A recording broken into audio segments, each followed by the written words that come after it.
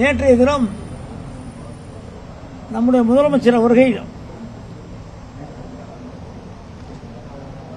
வேளாண்மை பயிர்களுக்காக நேற்று நிவாரணம் அறிவித்திருக்கிறார்கள். ஒரு ஹெக்டேருக்கு 20,000 ரூபாய் என்று சொல்லி நேற்று அறிவித்ததோடு மட்டுமில்லாமல் அதை உடனடியாக வழங்க வேண்டும் என்றும் உத்தரவிட்டிருக்கிறார்கள். இப்பொழுது இந்த மழையால் பாதிக்கப்பட்ட அந்த பயிர் சேத விவரங்களையும் உடனடியாக கணக்கிட சொல்லி முதலமைச்சர் உத்தரவிட்டிருக்கிறார்கள். அந்த அடிப்படையில் கணக்கெடுக்கிற வேலையும் நடந்து கொண்டிருக்கிறது. நிவாரண முகாம்கள் மொத்தம் 155 இடங்களிலே 54 நிவாரண முகாம்கள் மொத்தம் இருக்கிறது. அதில் 1127 குடும்பங்களை சார்ந்த 3534 பேர் தங்க வைத்திருக்கிறோம். அவருக்கு வேண்டிய உணவு உடையெல்லாம் குடிநீர் வசதி போன்ற எல்லா அடிப்படை வசதிகளையும் நாம் செய்து கொடுத்து கொண்டிருக்கிறோம். உயிரிழப்பை பொறுத்தளவிற்கு 4 உயிரிழப்பு நடந்திருக்கிறது. கால்நடை இறப்பு 582, குடிசை வீடுகள் சேதம் 1601.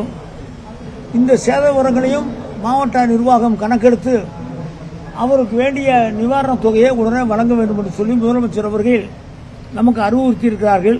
அந்த அடிப்படையில் அந்த பணியில் நடந்து கொண்டிருக்கிறது. சென்னையில் 10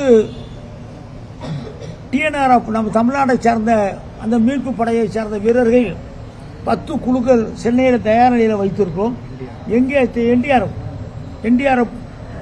என்டிஆர்எஃப் மொத்தம் 11 குழுக்கள் 330 பேர்.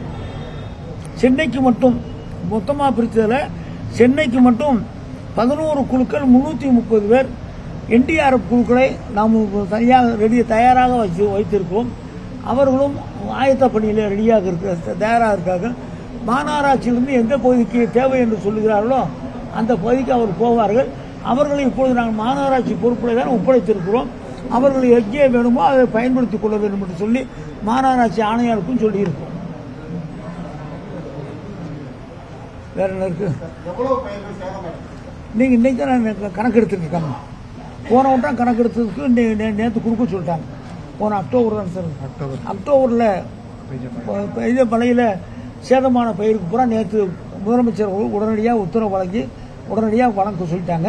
இன்னைக்கு நம்ம எடுத்துட்டு இருக்கோம். ஒரு குறிப்பாக மொத்தம் 85,500 ஹெக்டேர் இதில் பாதித்திருக்கும் என்று ஒரு கணக்கு இருக்கிறது.